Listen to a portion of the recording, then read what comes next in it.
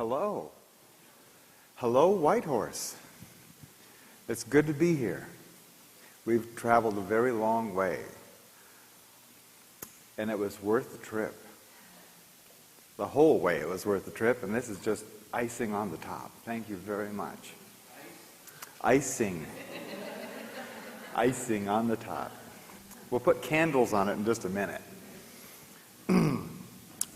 Before I even get started, how many people have already seen a video that I did or have been to the web page? How many people have seen the video? Okay, about 1/4 of you. And how many people here have studied anything about the Mayan calendar? About 1/3. Okay, that gives me an idea of who I'm talking to and what I'm going to have to say. And we're going to go through some very, very basic information about the Mayan calendar. Probably much different than you thought you would hear. We're going to be covering some very new ideas. And that's the whole reason for you being here. I want to make sure, like Madeline, my partner, said, if at any time during this talk, oh, and come on in. If at any time, oh, you too, come on in. We've got some more people showing up.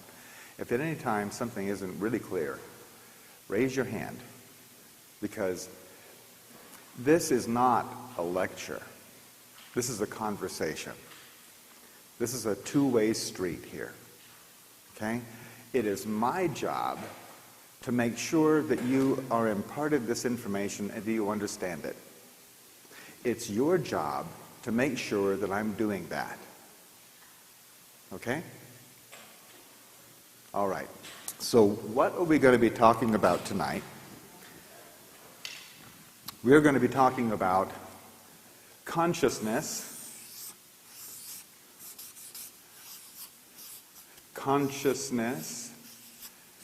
and calendars.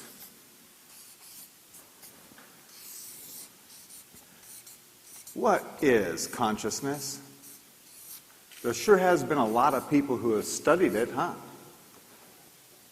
Probably most of you have studied consciousness for a while, or you wouldn't be interested in new things like this. So many people come up with a different definition for consciousness in their studies. And it's really useful for us all to have an agreement when we get started here of what consciousness is. And one that I've found works really well, and I'll just throw it out as an idea, is that consciousness is the awareness of being aware. Whenever you've noticed yourself noticing something,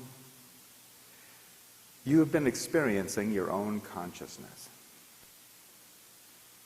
Most of the time we just go about using it, avoiding other cars on the road, actually opening the screen door rather than walking into it, that kind of thing. That's using your consciousness. But when you notice yourself noticing something, you are experiencing your consciousness. Does that make sense? That fits? Okay. All right. Consciousness, then, would be the awareness of being aware. And then calendars. What is a calendar? This is stuff that you didn't get talked about in school very much. But a calendar is the absolute dead center of any civilization. It is the pinpoint center of any civilization. Its calendar. Why? Because absolutely everything in that civilization revolves around its calendar. Due dates, bill dates, when you're supposed to be at work, when you're supposed to go into grammar school, when you're supposed to graduate, how old you are. All of those things are relative to the calendar. including the evaluation of your performance.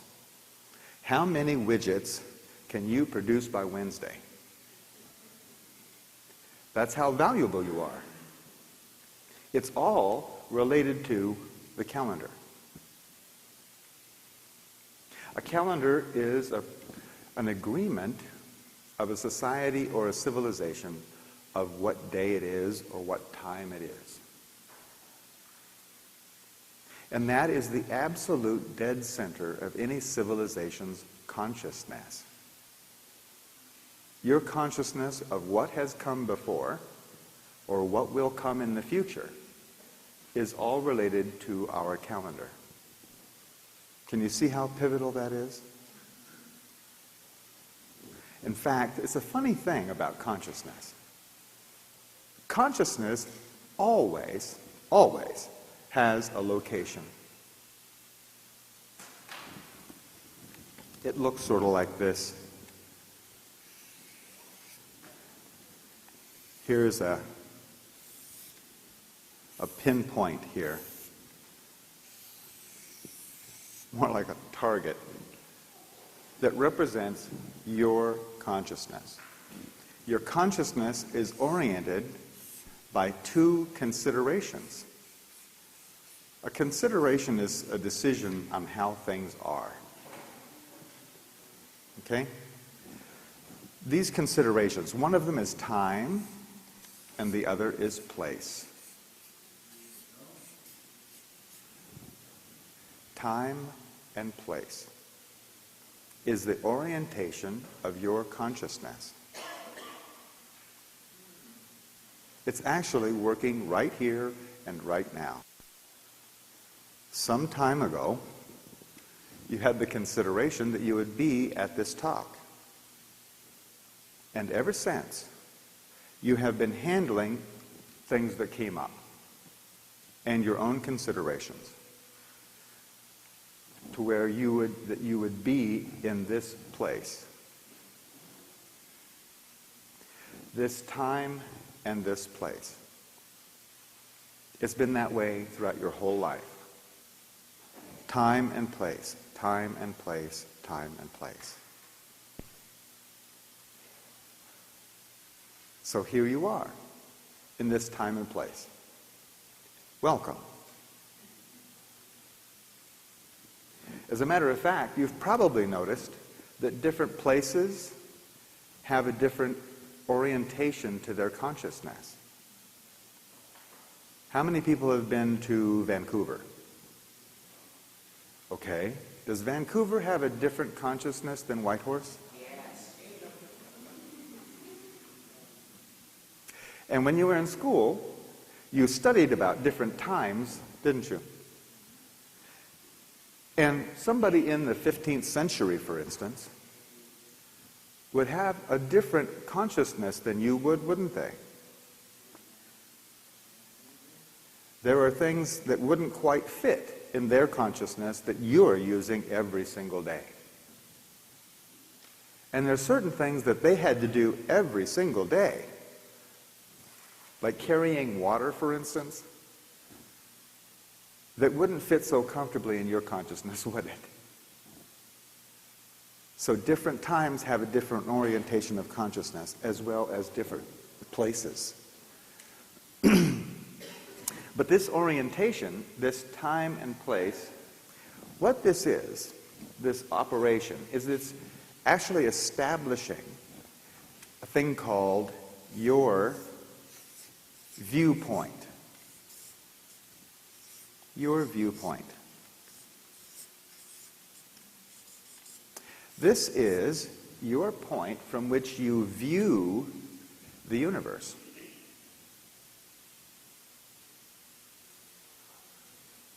Your viewpoint is absolutely sacred.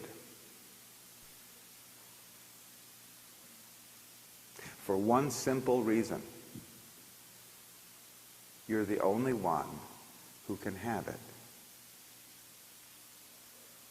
In all of infinity and in all of the life forms and types throughout the whole universe, you are the only person who can have your viewpoint. People can approximate or kind of agree with your viewpoint, but they can't have yours. As a matter of fact, you probably already noticed you can't even give yours away.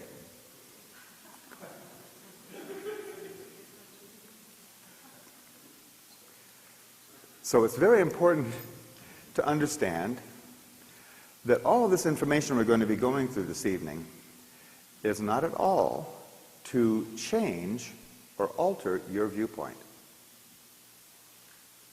That's your job. We're only going to feed your viewpoint. And then you do with it what you will. Is that agreed? Okay. And I want to go into something very important right on the first page here. There is one law in the universe. One law. It's broken down into many others, but there's only one.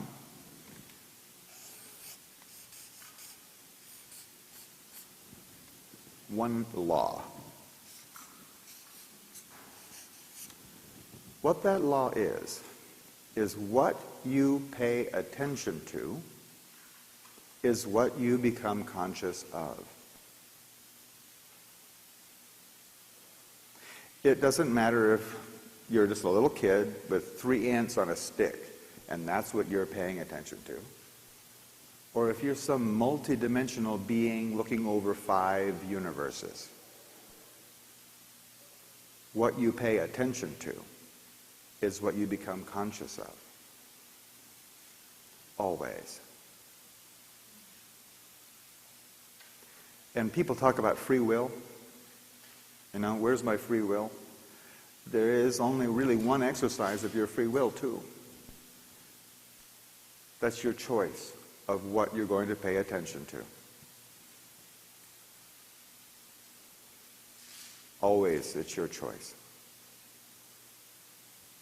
I had one lady say, but I don't want to pay attention to pain. You know? I wouldn't choose that. Well, have you noticed that some people can stand more pain than others? Some people go right on with a sprained ankle, and other people can't hobble another foot. Have you noticed that? Have you? Yeah. And sometimes you even can put up with more than other times, right? What is that? Sometimes you're paying more attention to the pain. Sometimes you're paying more attention to other stuff. And whose choice was it? So in all circumstances, your free will boils down to what you choose to pay attention to. Now we're ready.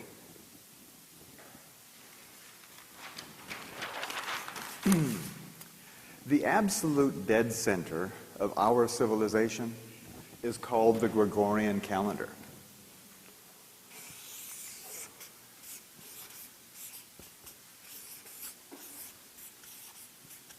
Gregorian calendar. And that was actually put into place in 1582 by a guy named Pope Gregory. 1582 was called Year of Our Lord. Remember those old-time movies? You know, with the pirates and the crier comes through town and he's crying out, you know, this year, that year, year of our Lord. Okay. This Gregorian calendar was the establishment by the Catholic Church of what day it was. And what the Gregorian calendar is about is this.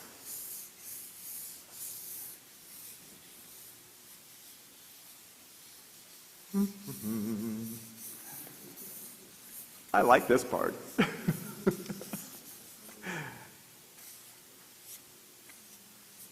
There. That's our sun. Okay? And around our sun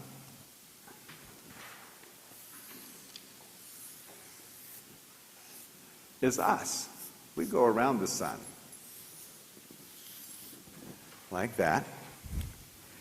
And we go around the sun every 365 and 1/4 days. Here, I'm going to put some continents on here. Make this is the planet Earth.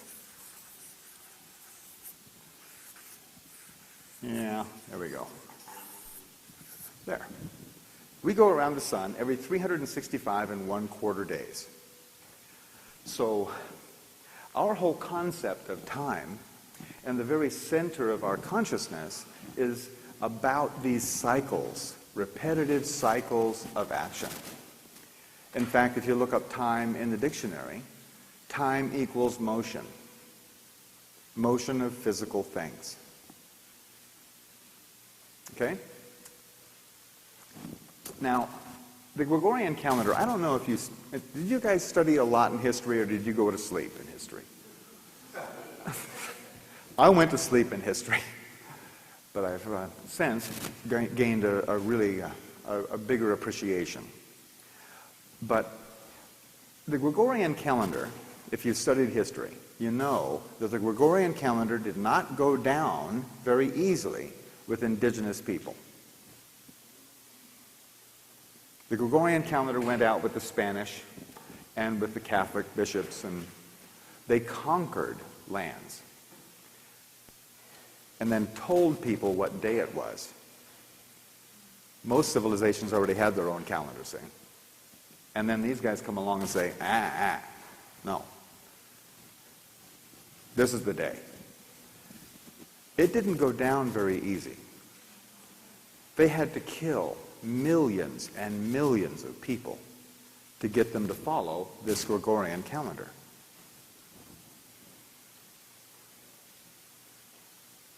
And what this Gregorian calendar was all about was the physical measurement of our orbit.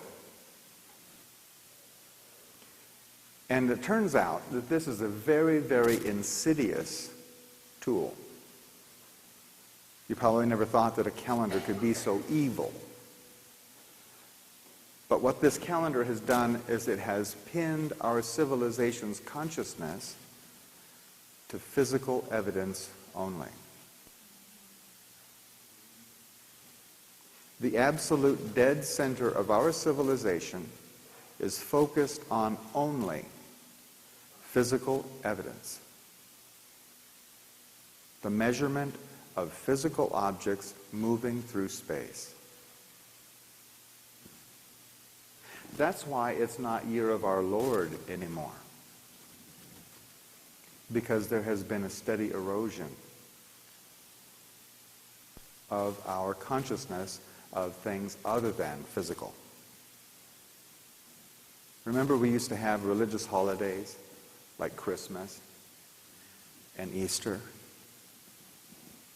Have you noticed that a really good Christmas now is a whole lot of stuff sold to a whole lot of people? Same with Easter.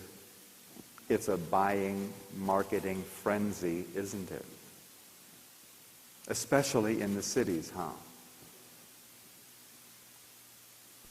There has been a steady erosion of our consciousness of things other than physical because our calendar has directed our consciousness only in that direction. That is insidious. So I think then this is not just an indictment of the Gregorian calendar as such, because other solar calendars or lunar calendars that are used in some cultures that the same. It's based, if it's based on the cycles of the moon, it's just as physical, isn't it? Yes, it is. An Islamic calendar or Jewish calendar that are lunar, are they just as bad then for that? They are, but not as concentrated. Why is the solar calendar worse then? This particular calendar is worse because now this calendar has been adopted as the commerce calendar. It's the calendar on which all things are bought and sold. Every computer is programmed with this calendar. To a certain degree, all those other calendars were physical calendars. They have all gone into less and less use, haven't they? Because they had some spiritual aspects to them. And because they did, they were shunned. They were thrown away. It was all narrowed down to this is the calendar and this is the day. You know what the word dogma means? Anybody out there know what the word dogma means? Doesn't sound like a good word, does it? The word means unquestioned belief. Dogma. Doesn't sound very healthy. You know what the biggest dogma is on earth? What day it is.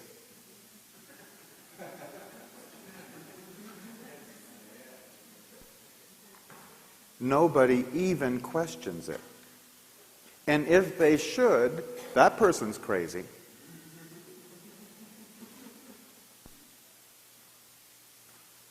Yeah, this is a really powerful tool to dominate people's consciousness, which is senior to their body, and it is senior to their actions.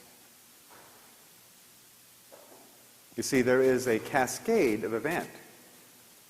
It goes like this: consciousness, then light, then thought, then action. Consciousness first, then light, then thought, then the event. In every case, in all ways. So, you control somebody's consciousness, you got them. Soul, mind, and body, you got them.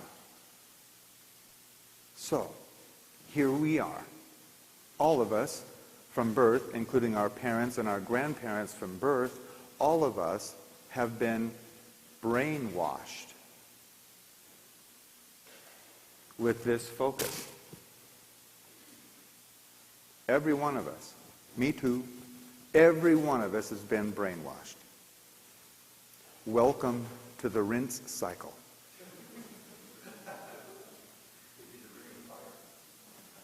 You see, first of all, you've probably heard about other calendars.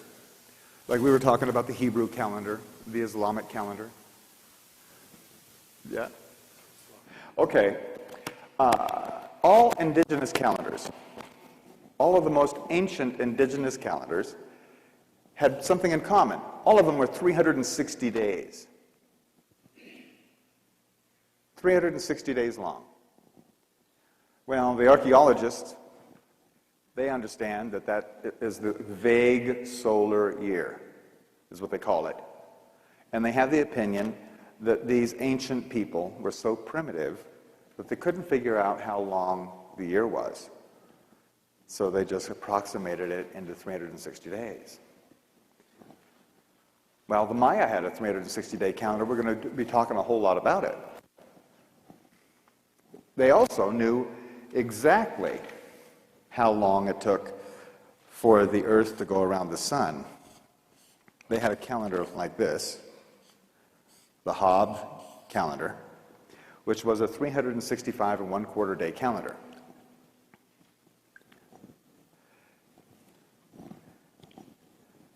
All these ancient civilizations had 360-day calendars. Maybe they were looking at something other than this motion of Earth around the sun. Maybe they were paying attention to something other than physical evidence.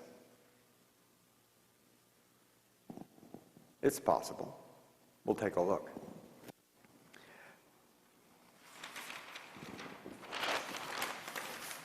The Maya actually had two calendars at the very center of their civilization.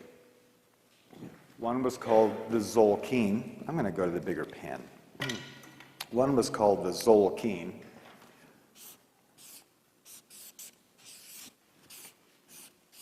Spelt like that. This means count, and this means day. So this whole thing means count of days. And the Zolkeen calendar was 260 days long. Those of you who have studied something about the Mayan calendar are probably familiar with this one. This is the astrological calendar of the Maya,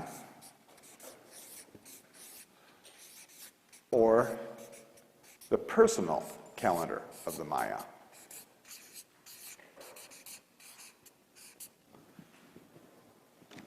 Now, who knows about the astrology part of the calendar? Anybody out there? Oh, okay. One person. Oh, like the astrological thing, the aspects of the Mayan calendar. There is an astrological aspect to this particular calendar. There are 13 intentions on the part of creation. 13 intentions and 20 different aspects of creation that are represented in this calendar. 13 times 20 is 260. So there's a pattern. As a matter of fact, that's what this is right here. This is a tool that I invented and designed and had produced. And what this tool does is it will take the Gregorian calendar, month and day and the year, and transpose it to the Mayan calendar and show you what day it is on the Mayan calendar. Okay? Today happens to be 7 wisdom. 7 is one of the intentions. 7 means alignment with divine will or ethics. And the aspect of creation is wisdom today. So according to the Maya and this calendar, all of creation is resonating with the energies of divine will and wisdom. And that's the purpose of the day. That's the astrological aspect of this 260-day calendar. And by the way, all this information we'll have these in the back later, but all this information, I went to the Maya lands and met with the Maya shaman and had all of this verified by them. So there is the actual traditional information there. See, the Maya, this is a personal calendar. How personal can a calendar be? Well, in the Mayan civilization, your first name was the name of the day that you were born. The Maya had this idea that being as you were spiritual, you had a choice of which day you became physical. You actually had a choice. And why would you pick one day over any other day? Probably because you liked it best. Probably because it agreed with your intention for this life and what you planned to demonstrate as your aspect. So every single person born as a Maya came in knowing exactly why they were here. And everyone else in the society knew exactly why they were here. Wouldn't that have saved us a little bit of trouble? In fact, if you do some study, I did do some study of psychology, and if you do some study of inmates, both in prison and in mental institutions, what the whole problem usually boils right down to is that person was never acknowledged for what they came here for.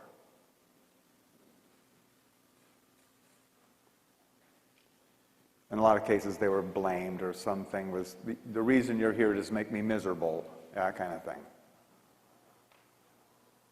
What they didn't get was acknowledged for why they chose to be here. The Mayan civilization ran very successfully for 5,000 years with this information, all the way up until the Catholic Church showed up and completely destroyed their civilization. The Maya are still there, by the way. There's over 8 million Maya who are living in Guatemala and the Yucatan Peninsula in Mexico. 8 million.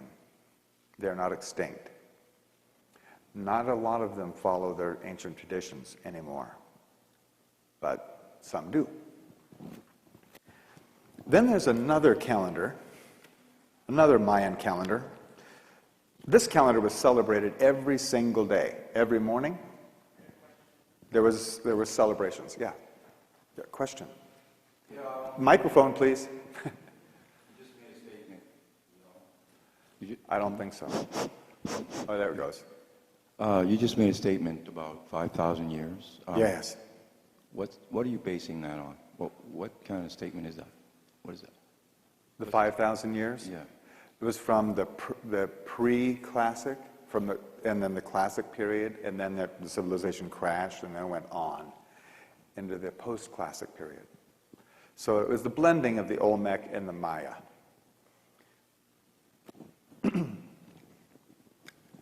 Then we have the Tune calendar. The Tune. This calendar doesn't get talked about very much. Hasn't yet been talked about very much by the archaeologists.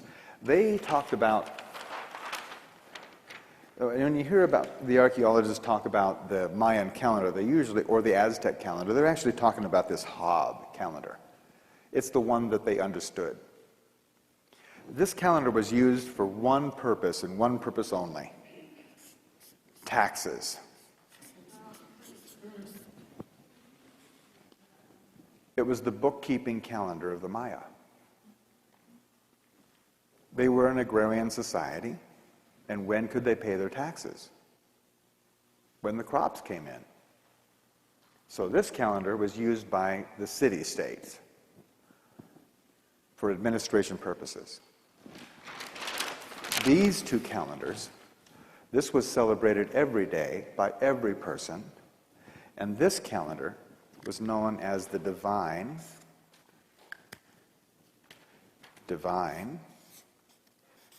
or prophetic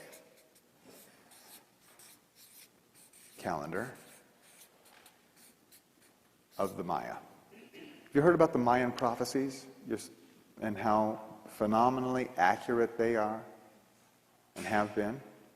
This calendar, this Tune calendar, is where those prophecies were generated.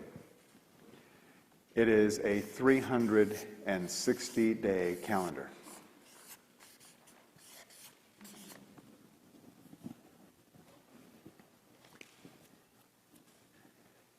We'll be talking mostly about this calendar. I'm going to show you a graphic of how these two work together. This is the 260-day calendar. And here, see if I can do this. Not bad. This is the Zolkeen, that's the Tune, and each day on this calendar was like a tooth on a gear, like that. And there's 260 of them. And then over here, there's 360 days on that calendar. As this calendar turns in this direction, like that, it, in turn, revolves this calendar in large cycles. This one just goes around and around and around, and this one goes around in 360-day increments. Every 52 revolutions of this calendar, these two teeth match back up. It was a very special time in the Mayan civilization. To show you how seriously they took all of this, every 52 tune, they would have a celebration, a big celebration, wherein the night before, they would put out every fire and every spark in their whole entire civilization. Every bit of fire was extinguished and was relit at the temples the next morning, and then distributed by the priests to the people, and by runners to the villages. And they spread fire throughout their whole civilization once again. All debts were absolved, and they started all over. That's a big commitment, don't you think? Can you imagine purposefully blacking out all the electricity throughout our entire civilization? I mean all the batteries too. No embers. Completely turning off all the electricity because of an event on your calendar. Can you imagine that? Not our civilization. We're looking at something completely differently, aren't we?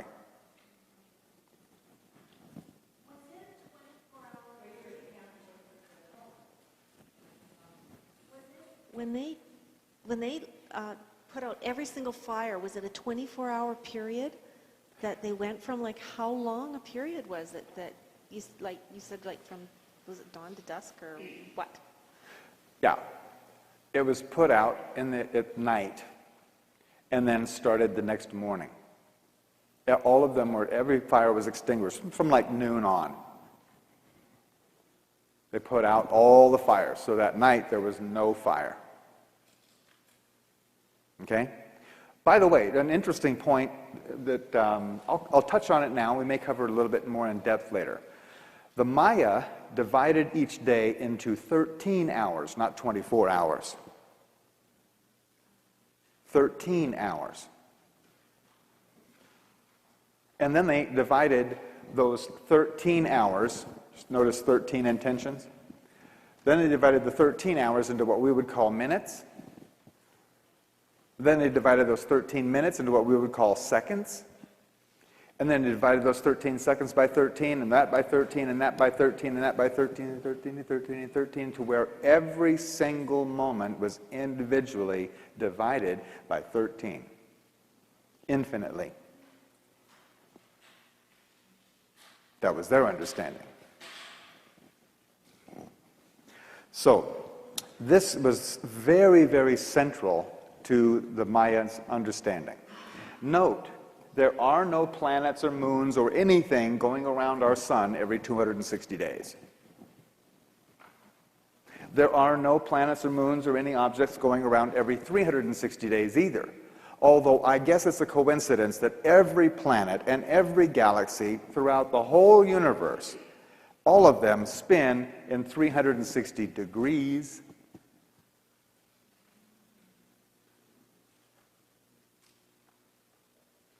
Our calendar only has to do with our speck of mud going around this little speck of light we call the sun in a sea of 100 billion stars in this one galaxy out of 100 billion galaxies in the universe. So how big is our calendar? Our calendar is completely insignificant.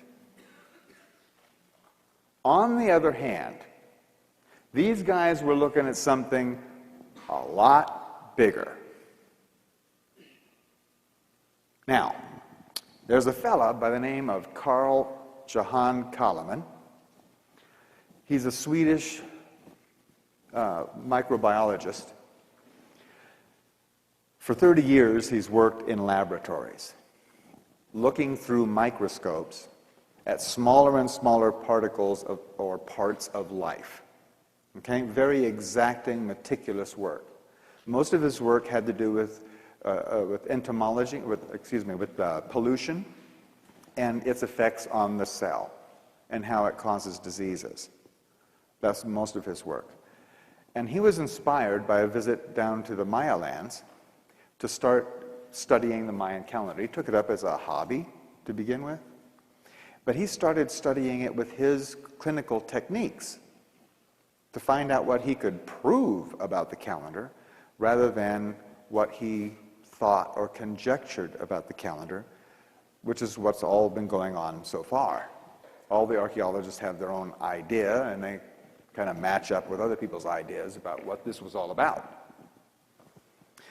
Mr. Coleman took a different route. I myself am an artist, a sculptor. I'm not an archaeologist or didn't even go to school much. I'm an artist. And I was approaching the calendar from more of a heart space or intuitive space.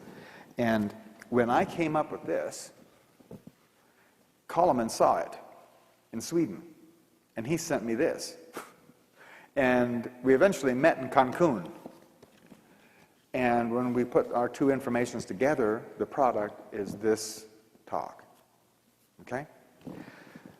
What Coleman found is what these guys were timing. They certainly weren't timing any physical cycles of things in our solar system. What were they timing?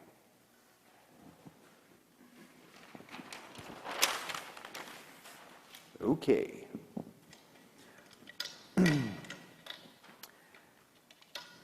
There's a stone in a place called Koba. I hope you can see this. Maybe you can focus in with the camera on this, so at least it's on the video. This is only one side of the stone. It actually goes over and down like this. It's big. This thing stands 12 feet high out of the ground. I don't know how much it goes into the ground, but it's 12 feet high. It's over 7 feet wide. It's that thick. Big rock.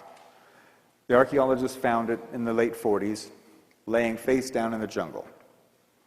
And when they stood it up, it had all these carvings all over it, all these Mayan dates, and a king who stands right here.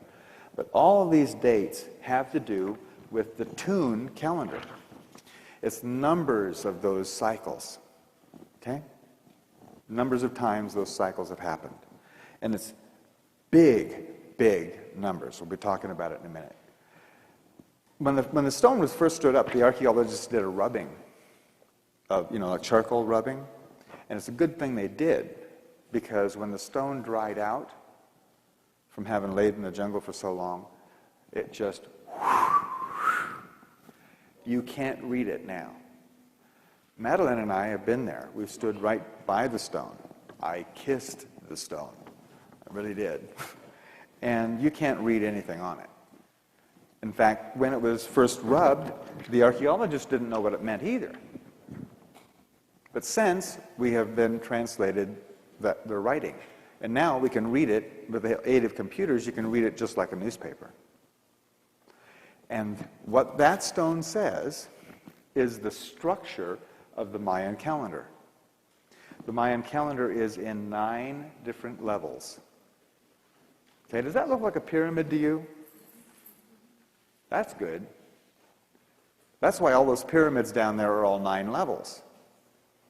Because those big structures that the Maya built out of stone were ceremonial centers to approximate or to show people the progression up this ladder or up these steps. I'm going to write bigger. It also shows that each one of these levels is subdivided into 13 individual sections.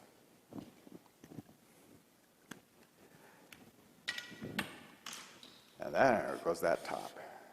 1, 2, 3, 4, 5, 6, 7.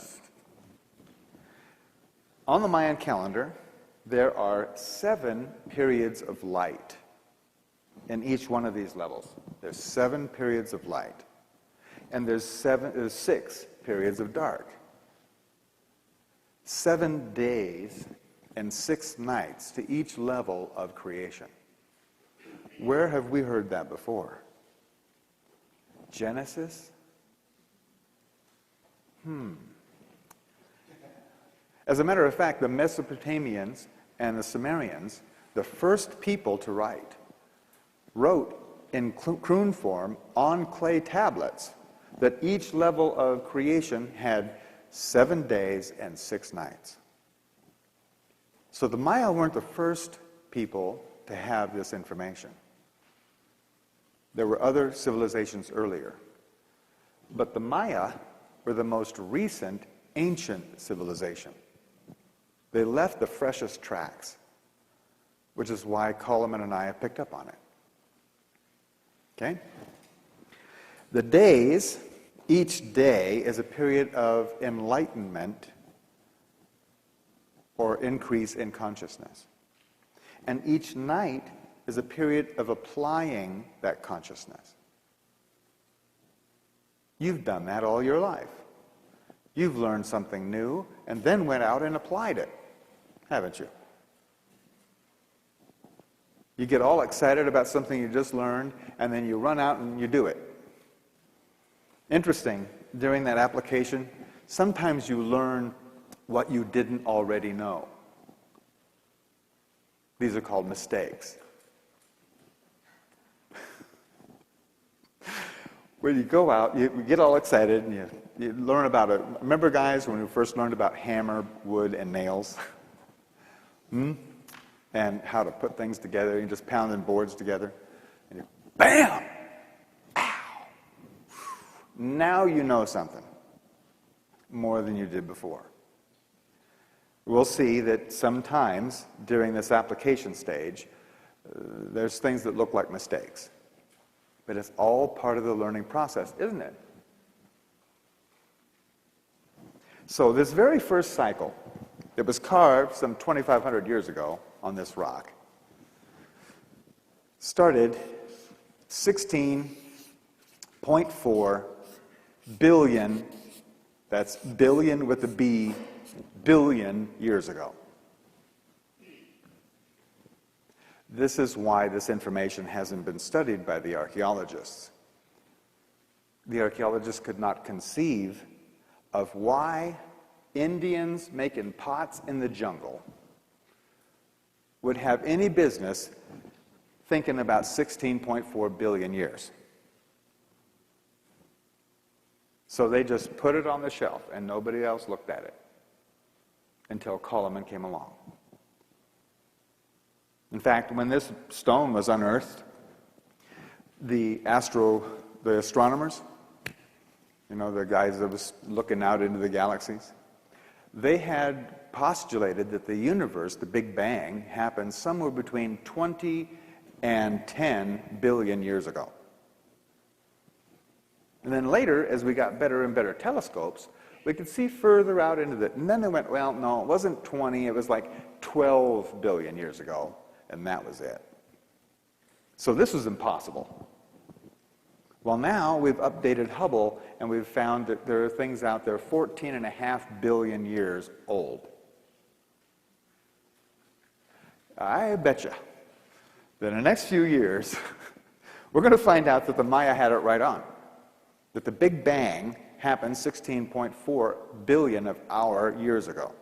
Understand that this is an exact number of tunes of 360-day cycles, but when you work it to our year, it gets to a fraction. Okay.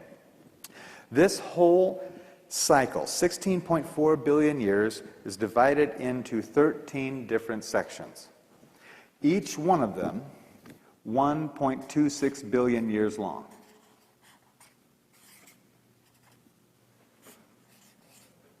So a day in this cycle was 1.25 billion years. And each night lasted for 1.25 billion years. Okay? Each one of these has a particular intention in creation. We won't go into that right now, but each one of them has a particular intention. And has followed all these intentions all the way across. This cycle has a name for its product, what it produced. It's called the cellular cycle. Because way over here, at the very, very end, in this last section, in the 7th day, what happened 1.26 billion years ago is the first live cell on this planet. Now, up until that time, consciousness was very busy. Consciousness was busy creating or doing business. You know, it had a particular mode by which it was operating. And it was operating in the mode of action, reaction. I'll just abbreviate it here. But action, reaction was this whole cycle. Chemical, gravitational, frictional, all of the physical laws that we understand and still use today, all of those things were established from the Big Bang forward.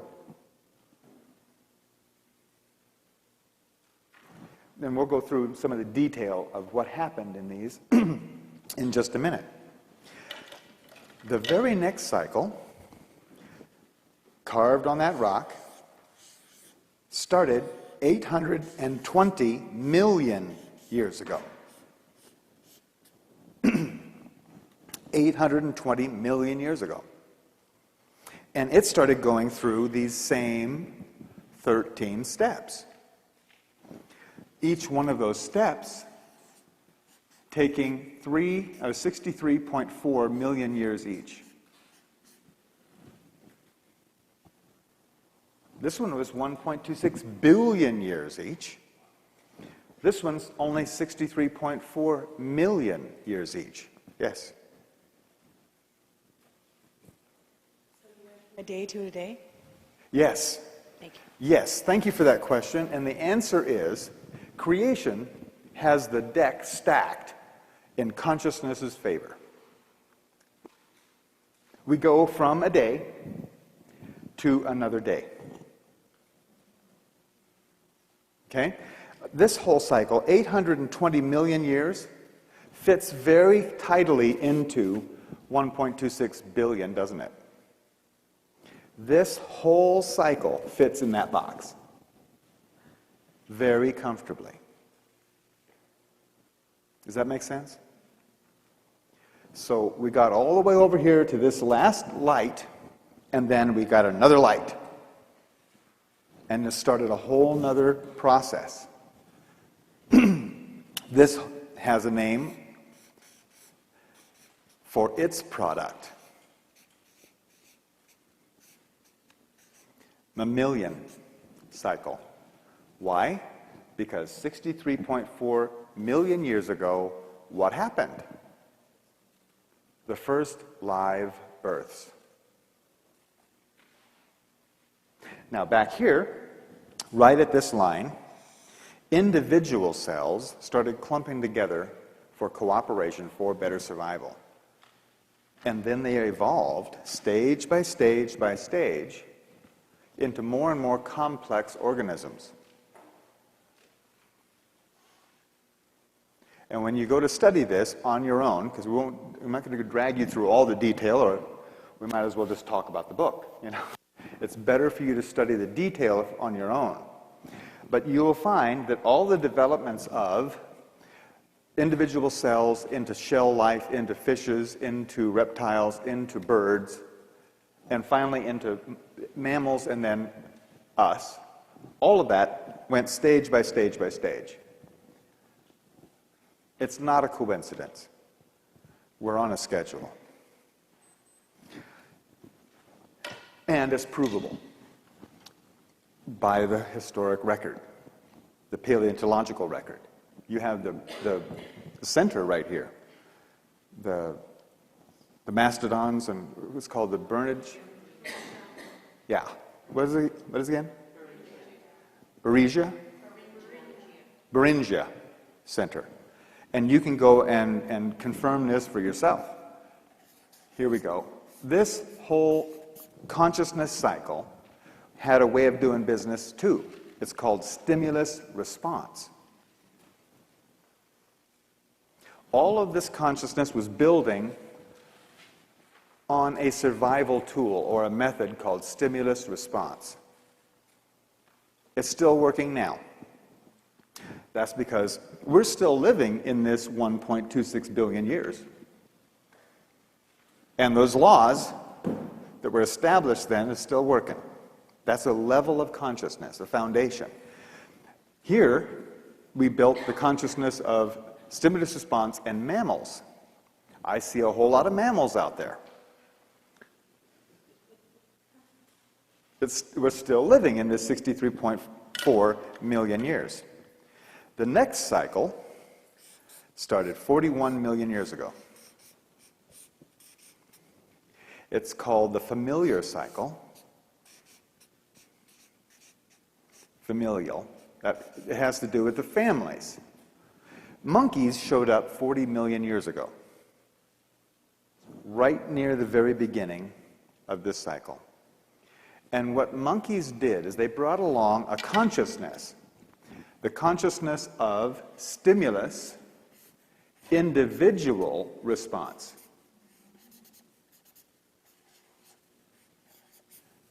Individual response.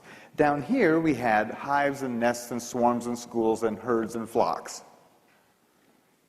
And you've seen enough wildlife to know if you startle them, the whole herd, boom, off like a shot, right? The whole school of fish, the whole pile of ants. It's all stimulus response, everybody goes. In this case, though, in these stages, each one of them 3.2 million years long. The monkeys and their ancestors and their ancestors and their ancestors built the concept of family. What's the difference between a family and a herd? The recognition of the individual. And it is definitely a survival tool. You're much more flexible as an individual, much more choice of how to survive rather than being one of the pack. Right now, I dare say, in our societies and world, there are a lot of people who would have you give up your individuality. Get in line, sit down, shut up, and become one of the pack. Don't do it.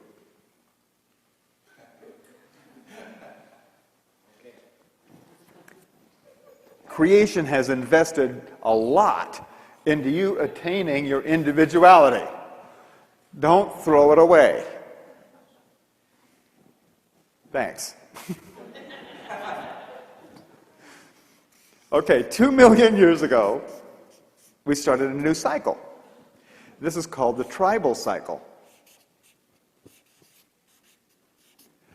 Not so coincidentally, 2 million years ago, right at this line, Australopithecus showed up, the first tailless ape.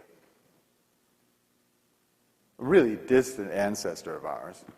But as we came through all these 13 stages, we went further and further toward Homo erectus and then Homo sapien, which showed up 160,000 years ago. Each one of these is 160,000 years. So 160,000 years ago was the beginning of this seventh day, and that is when Homo sapien showed up. We are on a schedule. Now, this whole cycle was producing a certain kind of consciousness or a tool for survival, and that was similarities and differences. The mind. Here, we put down the tail and picked up the mind as a survival tool. The tail was a very useful survival tool down here. Down here, fangs and claws were good. But here, the tail, here, the mind.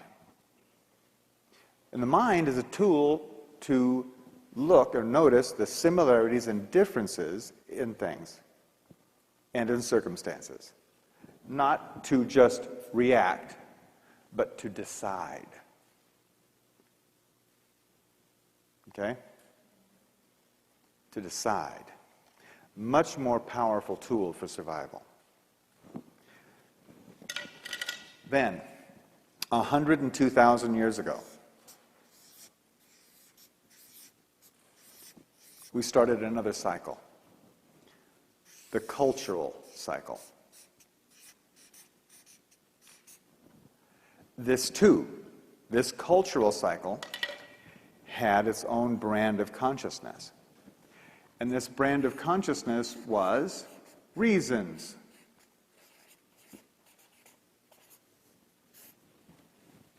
Now, it started off in the caves, way back here, 102,000 years ago.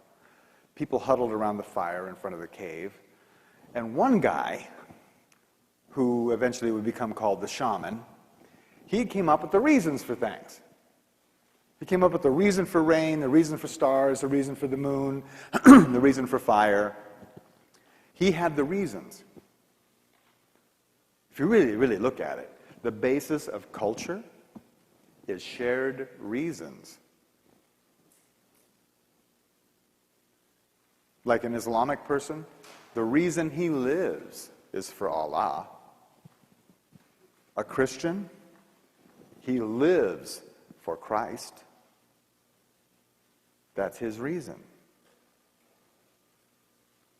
The foundation of all cultures is shared reasons for things.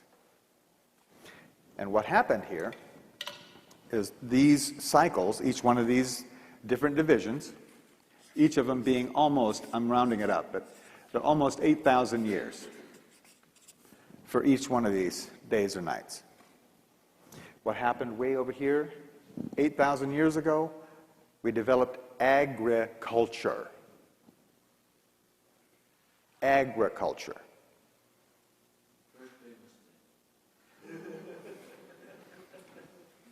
Well, there have been lots of them, actually, along the way. So, here we are, next cycle. 3115 BC is when this one started. It's called the national cycle. Because the modern nation was produced from this consciousness. Each one of these steps or stages is 397, almost 400 years. 3115 BC, by the way, is when we learned to write. So all of this is her story, and from here on up, it's his story.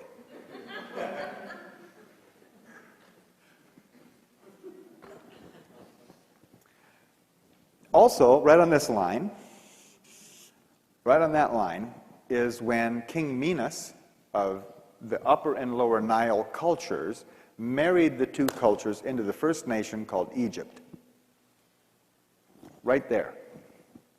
And ever since then, there has been this evolution of the concept of nations, borders, tariffs, armies. Law. Law. This whole consciousness was about law. And if you have studied the Hebrew Bible, this 3115 BC date is awfully close to when the Hebrew Bible states Adam and Eve were kicked out of the Garden of Eden and into the consciousness of right and wrong, crime and punishment.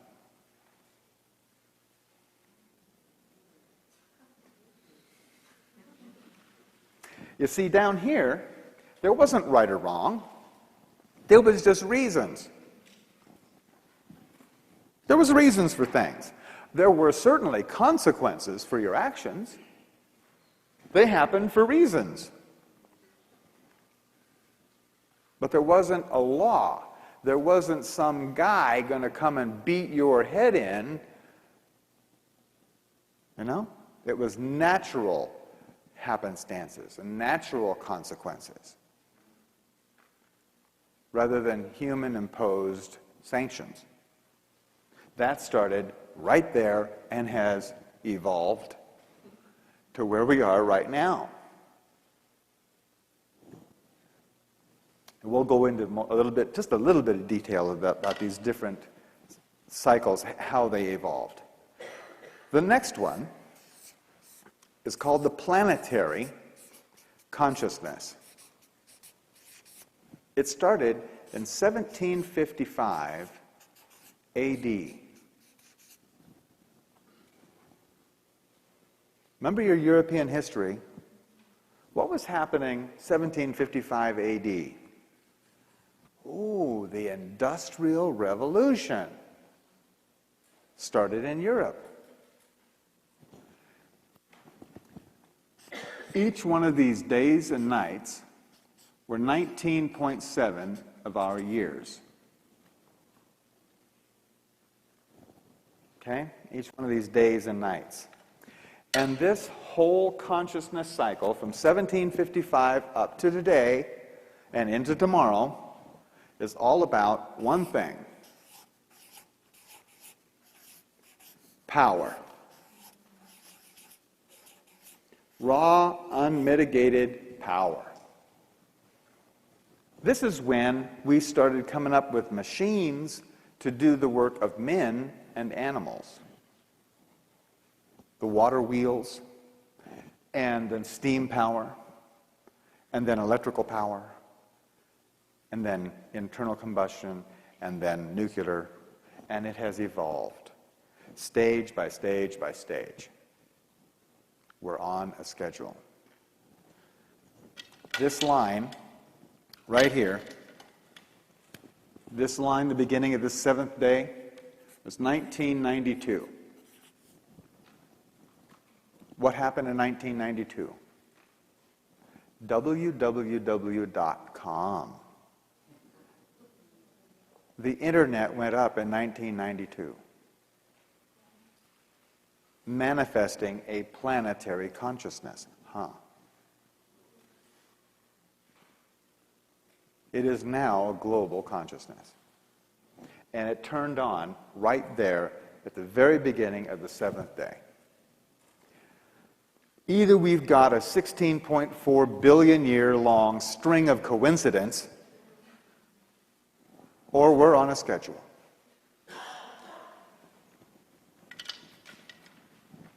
The next cycle on that rock is one that we've just recently started.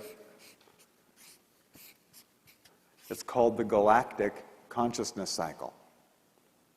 If you think I'm kidding, get over that. Do we have a national consciousness? Are we living as part of that? Do we have a planetary consciousness?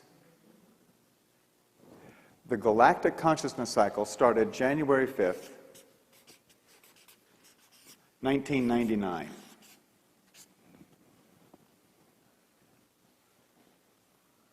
And ever since then, we've been finding lots more out about our galaxy, haven't we? We're now finding other planets around other stars. We've now mapped our entire galaxy. We now know the density of the center of the galaxy. We have discovered the black hole in the center. We're finding out a lot more, much, much quicker than ever before. And these days and nights, each day and each night lasts for 360 days.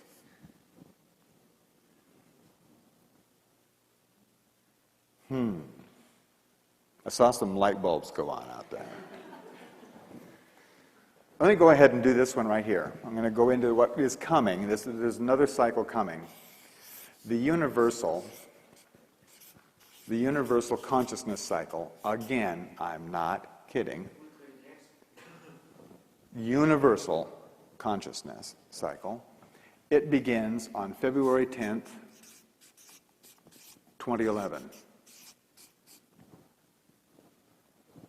During this consciousness cycle, each one of these shifts and changes will last for, or will take 20 days.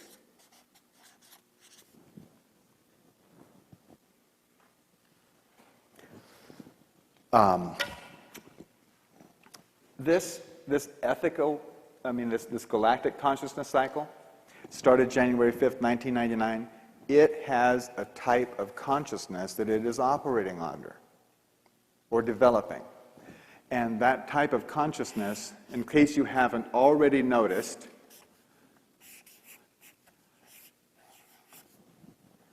ethics. What is happening to the power elite corporations that are in power across this planet? What is happening to them right now? They're getting in hot water. They're getting in a lot of hot water.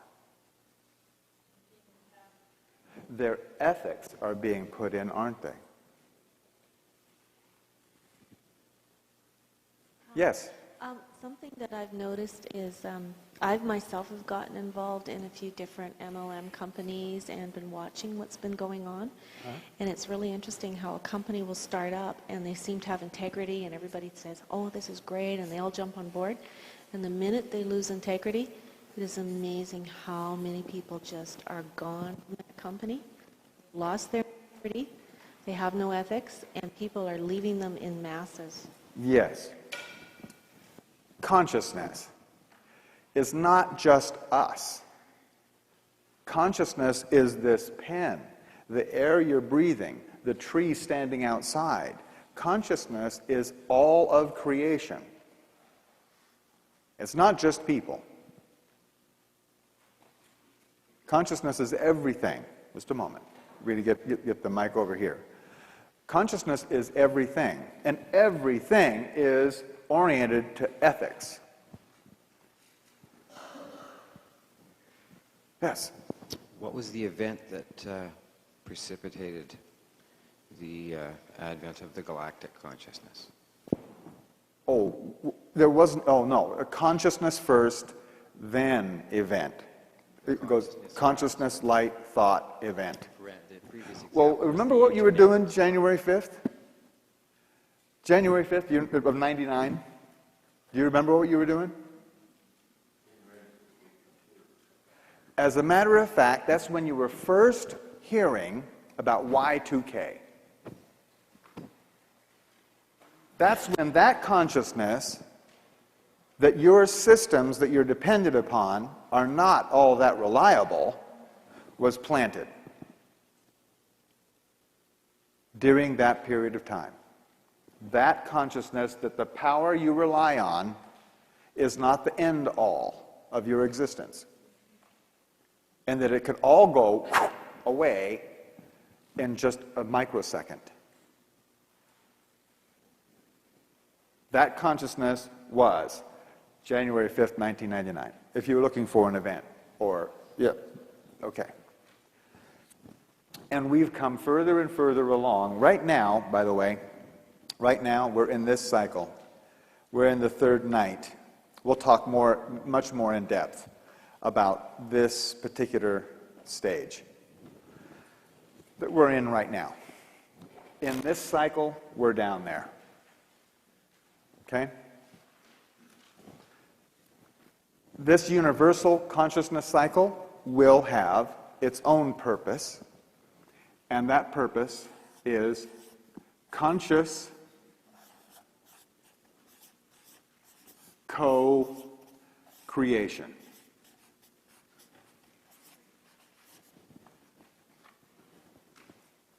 Conscious co-creation. Now, it's pretty evident that we are already co-creating our experience. For instance, if you weren't here, this event wouldn't be happening, would it? If any one of you were gone, it wouldn't be the same experience, would it? So we are all co-creating our experience all of the time. We're usually not as conscious about it as we could be, though.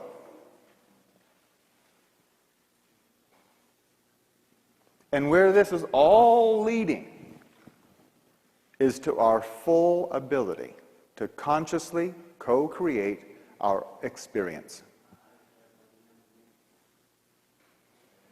That's a big idea. And we're going to build some more groundwork on how that happens and how it can possibly happen.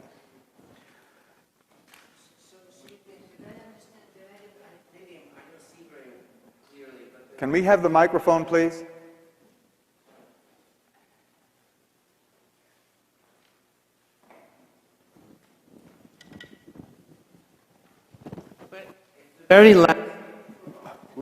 If the very last level of the whole thing, it only runs part of a year.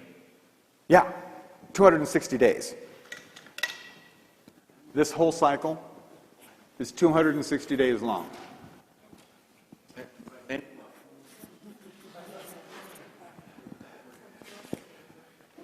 The question was, okay, after that 260 days, then what? You have to wait. We're going to get to that during this talk. We're going to get right to it, okay? I promise. The whole Mayan calendar comes to a screeching halt. It ends completely on October 28th, 2011. Every one of these cycles comes to a boom stop on that day. You will know what happens and why, as best as we can be explained. But there's some explaining to do before we get there. Okay? Now, the way this works is, you've noticed that there's a constant acceleration here. Maybe some of you have noticed that time seems to be speeding up. Yes? Well, that's not exactly true. Time is not speeding up. Creation is. There's more and more event in less and less time than ever before. And it's going to keep on accelerating. And keep on accelerating. You want to have a very personal experience of how much change there is between here and here? You want to know? Because all of you have a very direct experience of how much consciousness shift there is between one of these days and the next night, or then that night and the next day. Every one of you were born during this period, during the end of this planetary cycle, when things were changing once every 19.7 years. You were born to a couple of really nice people called your parents. And up until you were 13, 15 years old, everything was going along just fine. Then you started noticing something. And you know, those people who claimed that they were your parents, those embarrassments that like loaded you up in the car and took you places. Remember that? That difference of point of view. You knew for sure, and whether you did it politely or not so politely, you knew for sure that you were more capable of handling situations and new information than your parents ever could or ever would. This was called the generation gap when people were talking about that sort of thing. And studies were done all over about how long the generation gap was, and they came out with the idea that it was 20 years long. There.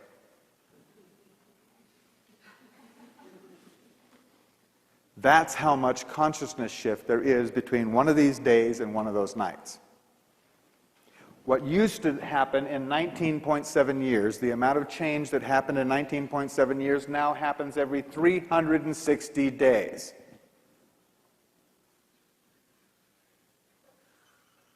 Does that answer a couple of questions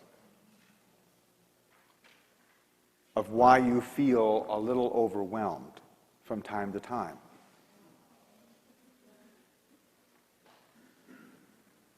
Get used to it. Or get over it. We are the Prozac nation. This is why we're going to talk in depth about that. The reason I said either get used to it or get over it is because here, what used to take almost a year, the same amount of change will be happening every 20 days.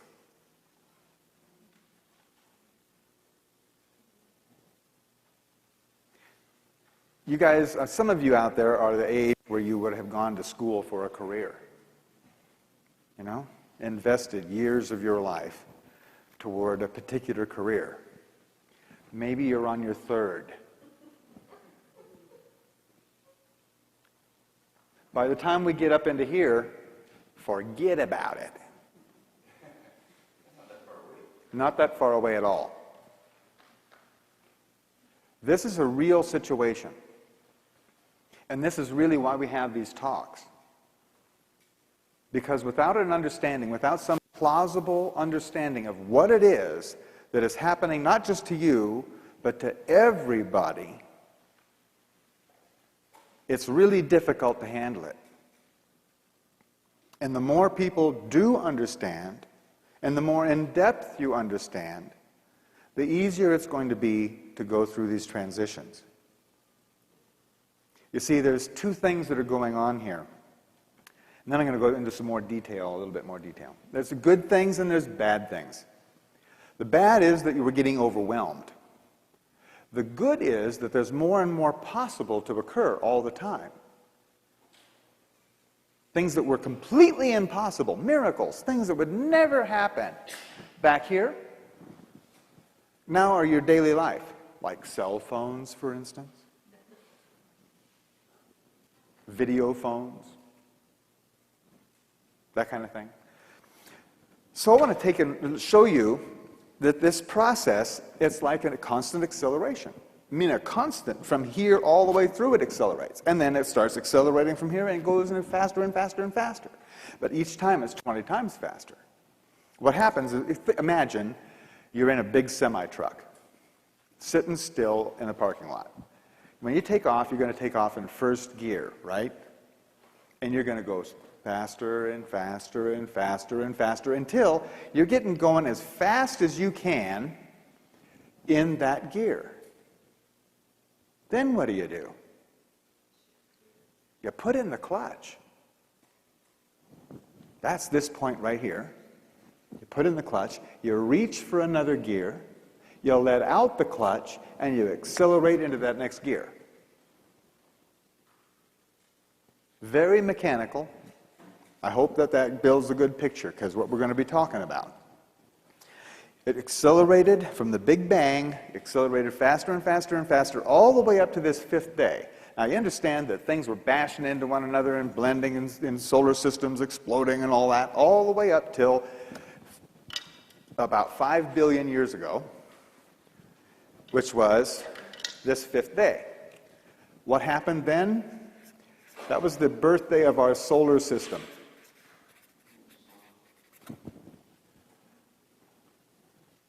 In every one of these fifth days, it's the biggest opening for consciousness of the whole deal. It races up to that point, and then, wow!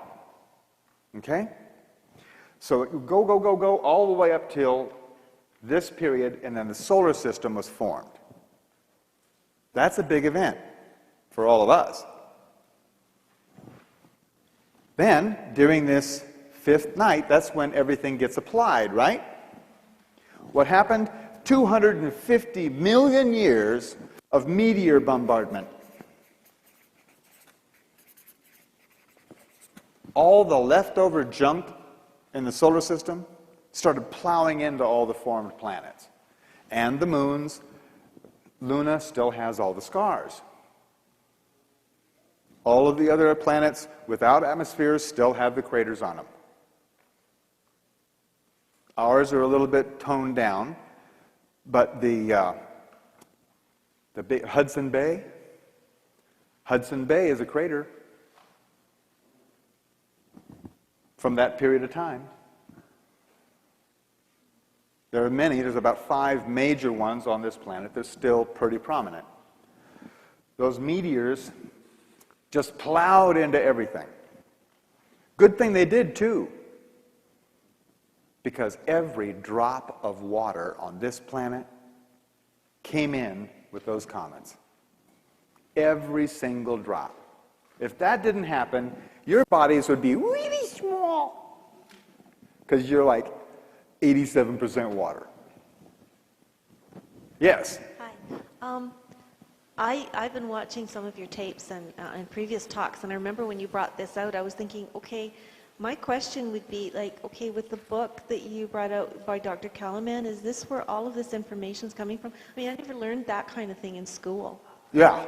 Well, no, actually, So the information, both of us have done a lot of research. So it's there's scientific backup on all of this? Absolutely. Scientific proof of all of that, yeah. Yes, yes, yes. Okay. There is scientific proof of everything that we're talking about. If it is not, I'm going to say it's conjecture. Because there's one coming up, as a matter of fact, a conjecture. So, that's what happened. Big breakthrough and then big bombs. Okay? Then, in this cycle, this 5th day, 315 million years ago,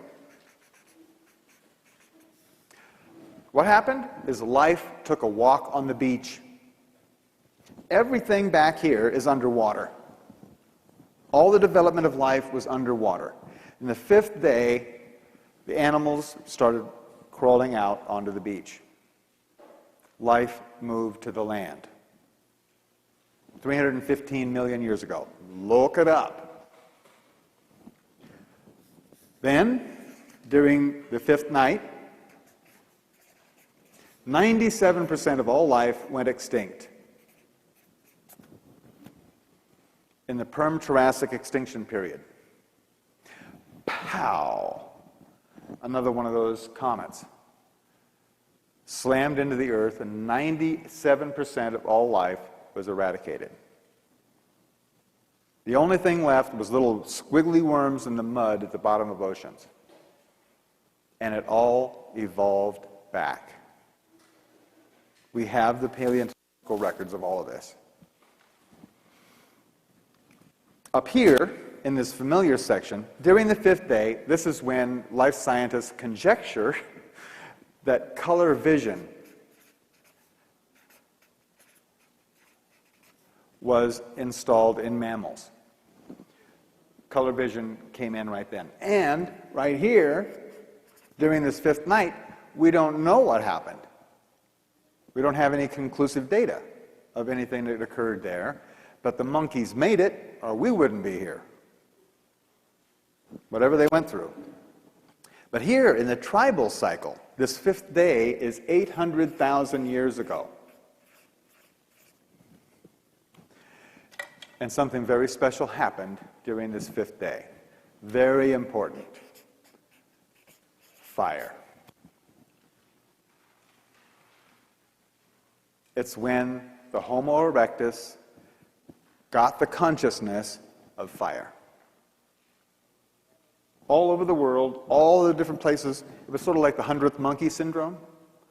Within some 3,500, 4,000 years, everybody had the consciousness of fire during that 5th day. It's a really good thing, too, because 68,000 years ago, 680,000 years ago, we had the Ionian Ice Age.